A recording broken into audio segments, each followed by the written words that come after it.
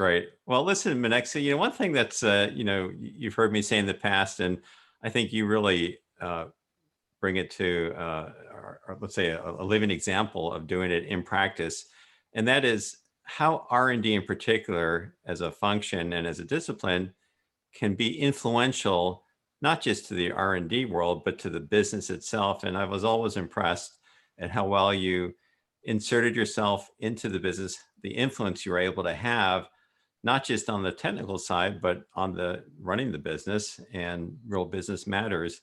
And given your technical background and your career in R&D, I thought it would be really helpful, particularly for those in the audience who maybe are in similar roles in R&D or other functions where they perhaps feel like they should have more influence or would like to have more influence on the business, or sometimes, as we say, a seat at the table or a voice at the table.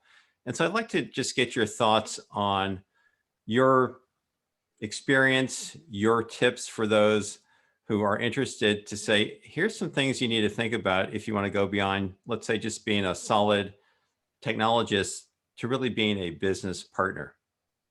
Yes, absolutely. And I have to say, to give a little context, I did mention I worked for Campbell for many years. I did start at the bench and then worked my way through several positions to being a division leader. So definitely it's a journey. And the influencing, I found, and having a seat at the table was necessary to be able to have that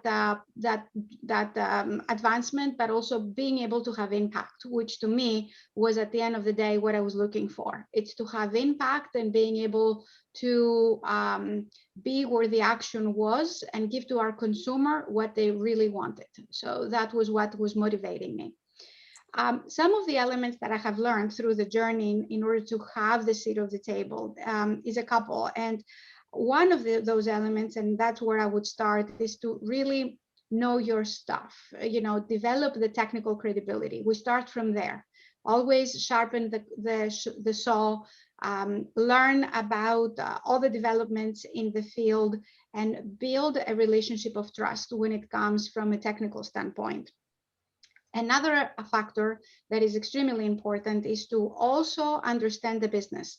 Understand the business in a holistic way, what will make it successful, and also be used to the business language. Communicate with business leaders in the language that they are used to, in the context that they are used to.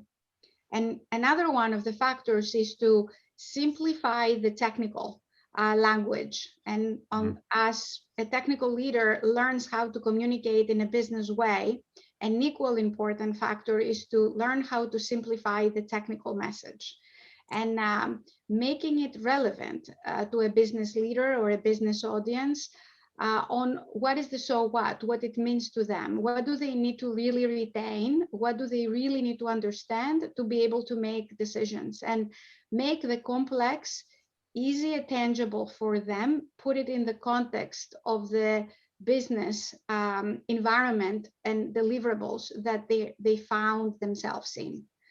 And another one of the factors is to come across as an R&D leader with a mentality of how could we, versus here is what we should not do.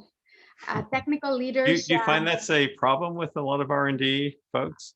I find that as technical leaders, we are processing very quickly a lot of information, and we are trained to pinpoint the problems because we are problem solvers.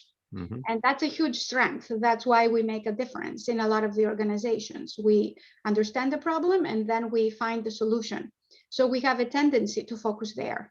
And when it comes to being able to influence, sometimes we might have a tendency to come across, to do that processing on our own minds, and then come across with all the reasons of what the business leader might need to be very careful about, what they need to consider, and what are all the risks around the proposition. I have found that in order to influence successfully, R&D leaders need to train themselves to have that how can we mentality, understand the business objective, and once you pinpoint the problems about it, come up with alternative solutions. Educate as to why some of the things might not work, but then more importantly, since we have understand the destination and the problem we are trying to solve from a business standpoint, what are other solutions that we can put on the table to make it happen?